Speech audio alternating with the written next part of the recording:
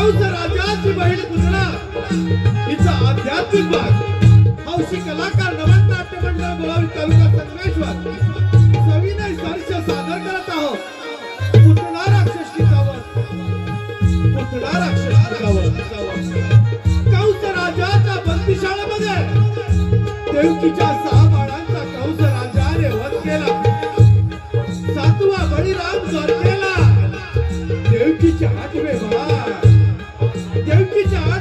मध्यरात्री बंदिशाळेमध्ये जन्माला आलेला आहे बंदिशाळेतील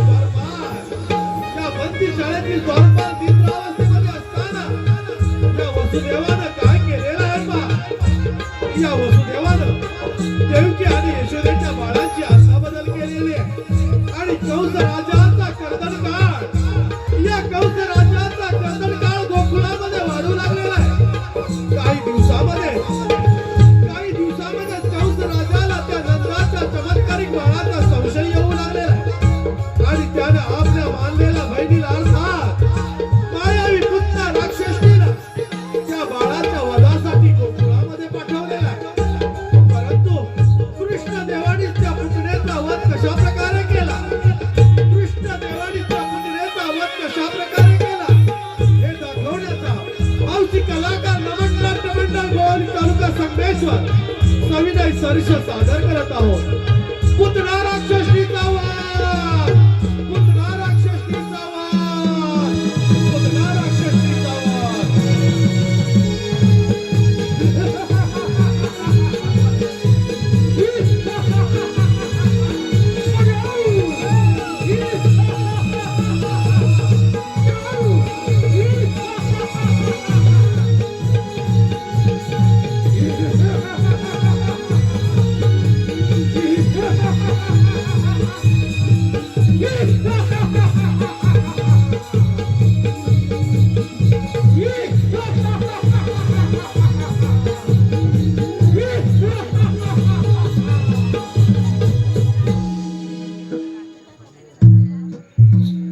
धन्य धन्य हे माझे राज्य आणि धन्य धन्य ही सारी प्रजा पिताजी उग्रसेन महाराजांचा पूत माझ्या वयाच्या 20व्या वर्षी झाला तेव्हापासून माझा दरारा साऱ्या दिवाणावर पसरला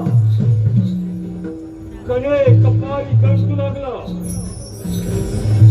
माझे नाव काऊ जय तापशाही देवकीच देवाचा देवेंद्र सुद्धा हर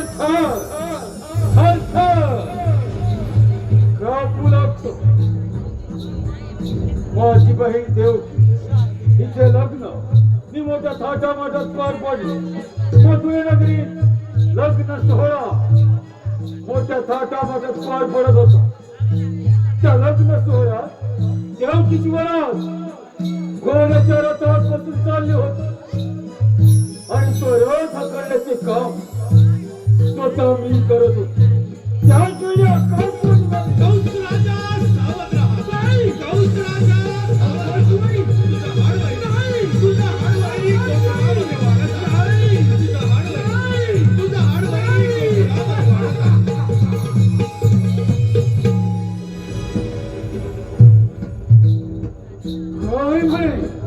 माझा हाडवारी आणि या भूतलावर जन्माला येणार तरी कसं रथातून खाली उडी मारली देवकीची वेणी धरली रथातून बाहेर गेली मानवर शस्त्र ठेवायला जातो वासुदेव मला शरण आला म्हणे कंस राजा देवकीला मारू नको तिच्या बुटी होणारी बाळ मी तुला मदुऱ्यास देईन देवकीच्या 6 बाळांचा शिल्यातून प्राण घेतला 7वा बळीराम गर्भपात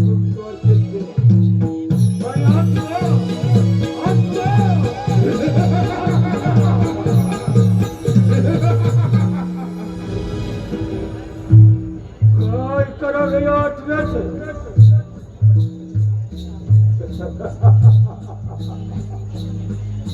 अरे लक्षात माझी मांडलेली बहीण पुतळा हिला हराम करतो मतासाठी पाठवलं.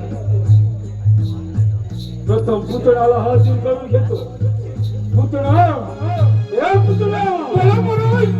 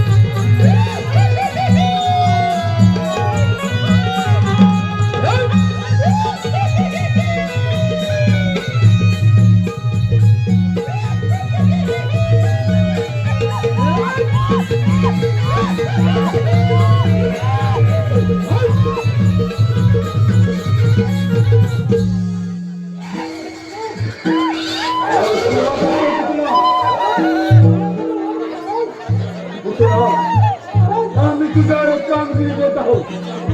सरळ गोकुळामध्ये जायचं आणि त्या नंदाच्या काळच्याचा वध करून यायचं. ही कामगिरी आम्ही तुझ्यावर सोपत आहोत.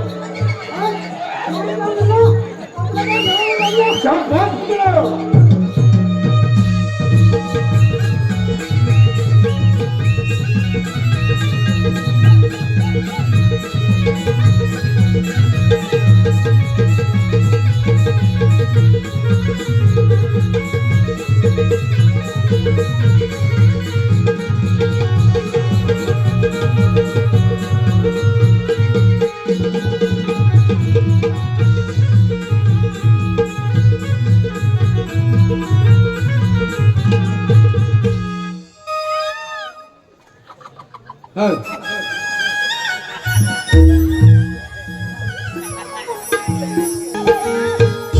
शिक्षण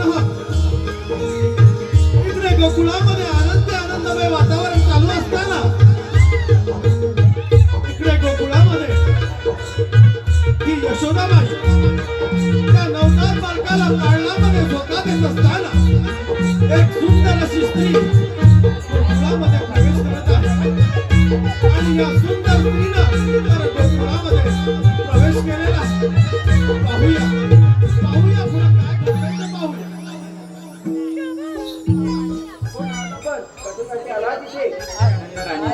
मी तुझ्या बाळाचे दर्शन घेण्यास आले आहे. मी मथुरेची राहणारे आहे. माझे पती श्रेष्ठ विद्वान ब्राह्मण आहेत. त्यांनी त्यांच्या दिव्य शक्तीने पाहून सांगितले की नंदाच्या घरी एका महान आत्म्याने जन्म घेतला आहे. त्याचे दर्शन घेतात स्वर्गसुख प्राप्त होईल म्हणून मी तुवर आले आहे. मी ब्राह्मण बहीण आहे म्हणून तुला माझी भेट देऊ शकत नाही, परंतु तुझ्या बाळाला एक वर देऊ शकते. माझ्या पतिदेवांकडून मला एक सिद्धी प्राप्त आहे. माझ्या स्तनातून सदैव अमृतधारा वाहत असतात. त्या तुझ्या बाळाबाजास तो अमर होईल. दे तुझे बाळ दे माझ्याकडे. शेवटी या सुंदर स्त्रीनं यशोदाबाईवर मोहपाशाने करून त्या नवनाथ बालकाला आपल्या जवळ घेतला आहे. आणि क्षणाचा विक्रम बनवला होता. त्या सुंदर स्त्रीनं आपला धारण करून त्या नवनाथ बालकाला आपल्या जवळ घेतला आहे. आणि आपल्या स्तनातून विष प्रयोग करण्यास सुरुवात केली आहे. हे सारे विष्णुधारी अवतारी श्रीकृष्ण देवाने जाणलं आणि त्या पुत्रेच्या स्तनातून रक्त प्राशन करून अशा प्रकारे त्या पुत्र राक्षसी